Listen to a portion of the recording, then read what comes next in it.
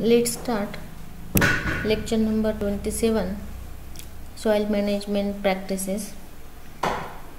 Our topic name is soil management practices.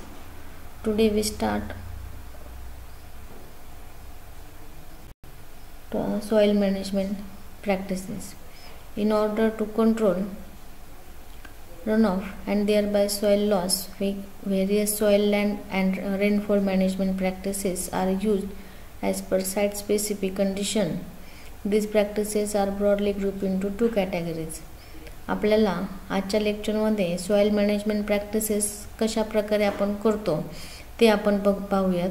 यामध्ये in order to control run off and thereby soil loss, ज्यावेळेस आपण पाहिलं की आपल्याला ज्यावेळेस रन ऑफ कंट्रोल करायचा असेल आणि त्यामुळेच जे काही सॉइल लॉस होतो तो देखील आपण कमी करू शकतो.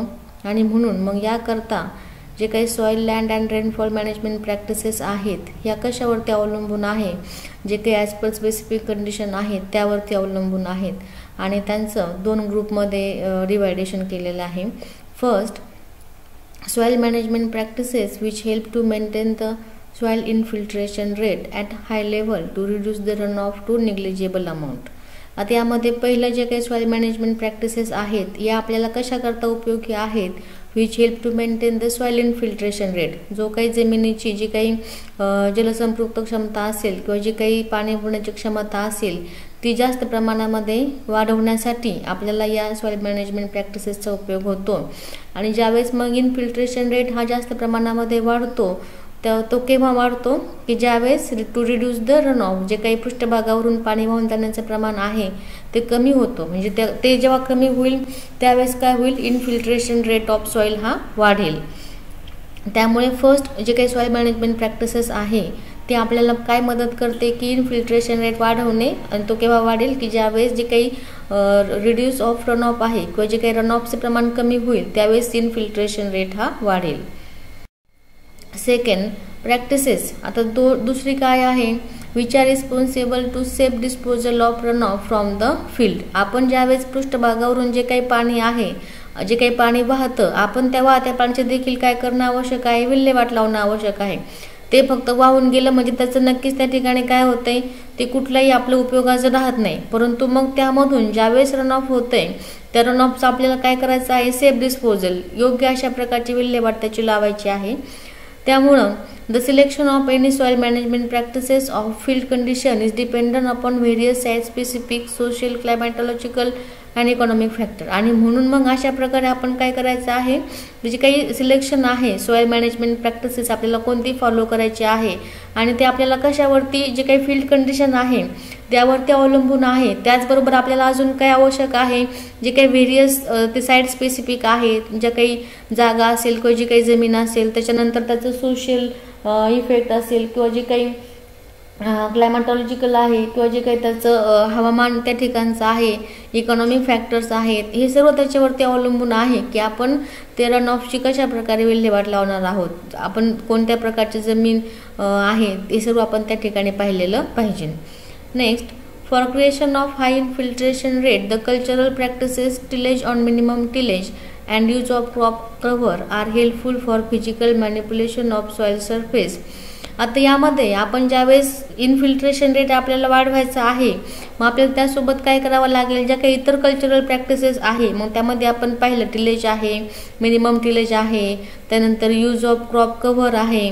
आणि मग अशा प्रकारचे हे सगळे जे काही बाबी आहेत हे भौतिक गुणधर्म वाढवण्याकरता त्या ठिकाणी उपयोगाचे आहेत. त्याचबरोबर इन्क्लुडिंग अजून आपल्याला काय सांगता येईल की लँडशिपिंग आहे, लेव्हलिंग आहे, त्याच्यानंतर रिच कन्स्ट्रक्शन आहे की आपण कशा प्रकारचं त्यामध्ये आपलं जमिनीचं शेप आहे, त्याचं लेव्हलिंग कसं आहे, त्याचं कन्स्ट्रक्शन कसं आहे, बर्न्स कशा प्रकारचे त्या ठिकाणी आपण तयार करू शकतो किंवा जे काही पाण्याची हे आहे वॉटरवेज आहे, कशा प्रकारे पाण्याचा सोर्स त्या ठिकाणी आहे, त्या ठिकाणी आपण आपल्याला यामध्ये बर्न्स म्हणजे आपल्याला काय सांगता येईल की आपण जे काही पाणी घालवण्यासाठी आपण जे काही समजा बांध घालतो किंवा जो काही अडथळा आहे आपण तो तयार करतो. आणि मग अशा प्रकारे मग ह्या सर्व बाबी सुद्धा त्या ठिकाणी काय कशा करता आवश्यक आहे, are carried at the field for safe disposal of run off water. आणि मग अशा प्रकारे आपण जे काही रन ऑफ वॉटरचं डिस्पोजल करणार आहोत हे सर्व याच्यावरती अवलंबून आहे की आपण ते कशा प्रकारे करणार आहोत. Next topic crop cover. आता आपल्याला क्रॉप कव्हर म्हणजे काय ते पाहायचं आहे. This term is synonymous to the green manure crop. The crop covers are grown as a soil erosion measures. This crops are grown in off season or when ground protection is necessary. आता आपल्याला माहिती आहे की crop cover म्हणजे काय आहे, की आपण त्याला काय म्हणतो की एक प्रकारचं आच्छादन आहे. त्याच्यानंतर आच्छादन ही टर्म आपण कशाशी त्या ठिकाणी आपण समानार्थी म्हणू शकतो की ग्रीन मॅन्युअर. आता ग्रीन मॅन्युअर म्हणजे काय, आपण काय म्हणतो त्याला की हिरवळीचं खत. आणि मग अशा प्रकारे क्रॉप कव्हर असेल किंवा हिरवळीचं खत असेल हे आपल्याला आपण हे कशा करता वापरतो, as a soil erosion measures. जे काही मृदसंधारण आहे हे मृदसंधारण करण्याकरता आपण अशा प्रकारचे या टर्म्स वापरतो. आणि मग अशा प्रकारे this crops are grown in off season. आपण हे जे काही ग्रीन मॅन्युअरची पिकं असतील किंवा जे काही आपण ते तयार करतो किंवा जे काही आपण त्याचं वाढवतो, आपण हे ऑफ सीझनमध्ये त्याचे प्लांटेशन करतो. आणि when ground protection is necessary. आणि ज्यावेळेस आपल्याला त्या ठिकाणी ग्राउंड प्रोटेक्शन हे नेसेसरी असेल आपण त्यावेळेस त्याचं ते ॲडॅप्ट करतो. तर अशा प्रकारे क्रॉप कव्हर म्हणजेच त्या ठिकाणी आपण त्याला आच्छादन म्हणू शकतो आणि हिरवळीचे खत या टाईपमध्ये सुद्धा म्हणू शकतो. आता generally dhaincha or sunhemp are used for crop cover. आता आपल्याला माहिती आहे की अनेक प्रकारची हिरवळीची जी काही पिकं आहेत ती आपल्याला माहिती आहेत की आपण जी हिरवळीची खतं म्हणून वापरतो. यामध्ये आपल्याला ढेंचा आणि सनहेप हे मोस्टली यूज क्रॉप कव्हर वापरले जातात. At flowering stage these are buried in ground by flowing. यामध्ये ज्यावेळेस ते फ्लावरिंग स्टेजला असेल आपण त्यावेळेस त्याची नांगरट करून आपण ते काय करतो, जमिनीमध्ये गाडतो. आणि मग अशा प्रकारे ते जे काही आपला यूज आहे ग्रीन मॅन्युअर किंवा मग क्रॉप कव्हर म्हणून आपण त्याचा यूज करू शकतो. After demolition of crop residues the crop structure are improved and infiltration rate increases. आणि मग अशा प्रकारे ज्यावेळेस जे काही क्रॉप रेसिड्यू आहे त्याचं काय होते, डिमॉलिटेशन म्हणजे किंवा काय जी काही कुजण्याची प्रक्रिया तयार होते किंवा ज्याचं जी काही प्रक्रिया आहे ती पूर्णपणे घडते. आणि मग जे काही त्याचं आउटपुट आहे काय, improve the soil structure and infiltration rate increases. तर मग अशा प्रकारे त्याचा हेतू आपला जो आहे तो त्या ठिकाणी साध्य होतो. To improve the soil structure and infiltration rate is increases. त्यानंतर next point, the function of crop cover is given below. आता फंक्शन कोणकोणते आहेत कव्हर क्रॉपचे, यामध्ये फर्स्ट आहे organic matter is added in to the soil through root and vegetative parts of plant. आता जे काही सेंद्रिय कर्बाचं प्रमाण असेल किंवा जो काही सेंद्रिय घटक वाढतो जमिनीमध्ये थ्रू जे काही रूट्स आहेत किंवा जे काही व्हेजिटेटिव्ह पार्ट्स आहे ऑफ प्लांट्स यांच्यामार्फत काय होतं की ऑर्गॅनिक प्रमाण जमिनीमध्ये वाढतं. सेकंड आहे growing of legume crop increases the nitrogen in soil due to nitrogen fixing nodules on root system. आता आपल्याला माहिती आहे की जे काही कडधान्यवर्गीय पिकं आहेत या कडधान्यवर्गीय पिकांच्या मुळाच्या ज्या काही गाठी आहेत या गाठीमध्ये जे काही नायट्रोजन स्थिरीकरण करणारे जे काही जीवाणू असतात त्यांच्यामुळे काय होतं, त्यांच्या मुळाच्या गाठीशी त्या ठिकाणी त्या गाठी तयार होतात आणि त्याच्यामधून काय होतं, नायट्रोजन फिक्सेशन हे जास्त प्रमाणामध्ये होतं.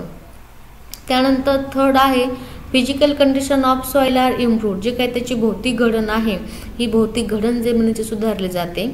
त्यानंतर next water and wind halogen is control. त्याचबरोबर काय होतं, जी काही हवा आणि जे काही पाण्याचं धूप आहे किंवा आपण त्याचं संधारण करू शकतो, वॉटर अँड विंड त्याचं आपण काय करू शकतो, एरोजन हे कंट्रोल करू शकतो. अशा प्रकारे जे काही आपण जे फंक्शन्स आहेत क्रॉप कव्हरचे ते आपल्याला अशा प्रकारे सांगता येतील. Next point, conservation of plant nutrient by taking up soluble element. आता याच्यामध्ये आपण जे काही कॉन्झर्वेशन करतो प्लांट न्यूट्रियंट्सचं ते आपण यामध्ये पाहूयात. First, vegetation or plant covers plays an important role to the control of erosion. Erosion protects is provided in following manner to the soil. आता यामध्ये जे काही व्हेजिटेशन्स आहे किंवा जे काही आपण आच्छादन किंवा जे काही प्लांट कव्हर आहे हे इरोजन करता महत्त्वाचं आहे, ते इम्पॉर्टंट रोल प्ले करतं. आणि मग अशा प्रकारे आपण कशा प्रकारे होतं ते आपण यामध्ये पाहूयात. First, cover crop acts as a cushion to soil surface so that the energy of raindrop is dissipated. त्याच्यामध्ये जे काही आच्छादन आहे हे जमिनीच्या पृष्ठभागावरती कसं होतं, as like a cushion on the soil surface, एक कुशन टाईपमध्ये ते सॉइल सरफेसवरती पसरतं आणि त्याच्यामुळं जे काही जास्त एफेक्ट आहे रेनड्रॉपचा तो एफेक्ट त्या ठिकाणी कमी होतो. Next, the velocity of run off causing to the soil erosion is reduce. त्याच्यामुळे काय होते, जी काही रन ऑफची तीव्रता आहे ती तीव्रता कमी झाल्यामुळं सॉइल इरोजन हे काय होते, रिड्यूस झालेलं आहे. The velocity of run off causing to the soil erosion is reduce. त्याच्यामुळे काय होते, सॉइल इरोजन रिड्यूस होते. Third point, root system of crop creates a fracture in to the soil due to penetration and increases the infiltration rate. Also it held the soil particles. आता याच्यामध्ये काय होतं आहे, जे काही रूट सिस्टीम आहे, types of root सिस्टीममुळे जे काही जमिनीचं जे काही पृष्ठभाग आहे हे काय होतं आहे, of crop creates a fracture, म्हणजे जी काही जमीन आपण काय म्हणतो त्याला की जे समजा भेगा वगैरे पडतात अशा प्रकारचे भेगा या रूट सिस्टीम ऑफ क्रॉपमुळे तयार होतं. आणि मग त्यामुळे काय होतं की due to this penetration and increase the infiltration rate increases. त्याच्यामुळं जे काही मुळं आतमध्ये घुसण्याची काही प्रक्रिया आहे किंवा जे काही योग्य जे काही हे आहे प्लॅन न्यूट्रियन्स त्याच्यामध्ये ते आतमध्ये शिरतात आणि जे काही इन्क्रीज त्याच्यामुळे काय होते की increases the infiltration rate. Also it held the soil particles. त्याच्यासोबत ते काय करतात, जे काही मातीचे सूक्ष्म कण आहेत ते मातीचे सूक्ष्म कण धरून ठेवतात. त्यानंतर fourth, soil structure is improve due to biomass. त्याच्यानंतर जे काही बायोमास आहे, आपण जे काही जैविक खत तयार करतो याच्यामुळे काय होतं, सॉइल स्ट्रक्चर हे इम्प्रूव्ह होतं. By virtue of this infiltration rate is increases. त्याच्यामुळे इन्फिल्ट्रेशन रेट सुद्धा इन्क्रीज होतो. अशा प्रकारे the crop cover effect depends upon the characteristic of grown plant in relation to their vigorous and fast growth. याच्यामध्ये जो काही आपला क्रॉप कव्हरचा इफेक्ट आहे आपल्याला हा कसा दिसतो किंवा हा कशावरती अवलंबून आहे की जे काही कॅरेक्टरिस्टिक ऑफ ग्रोन प्लांट आहे, जी काही त्यांची बीज अंकुरण्याची क्षमता असेल किंवा जी त्यांची वाढीव ग्रोथ आहे, त्याचबरोबर हाय यील्डिंग क्वालिटीज या सर्वांच्यामध्ये आपल्याला या क्रॉप कव्हरचा इफेक्ट दिसतो.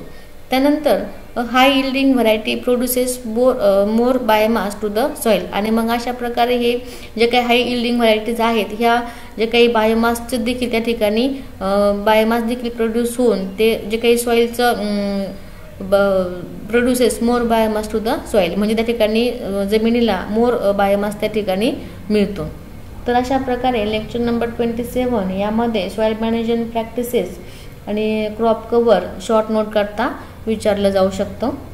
यामध्ये बेनिफिट्स आणि जे काही आपण कन्झर्वेशन करतो हे पॉईंट महत्त्वाचे आहेत.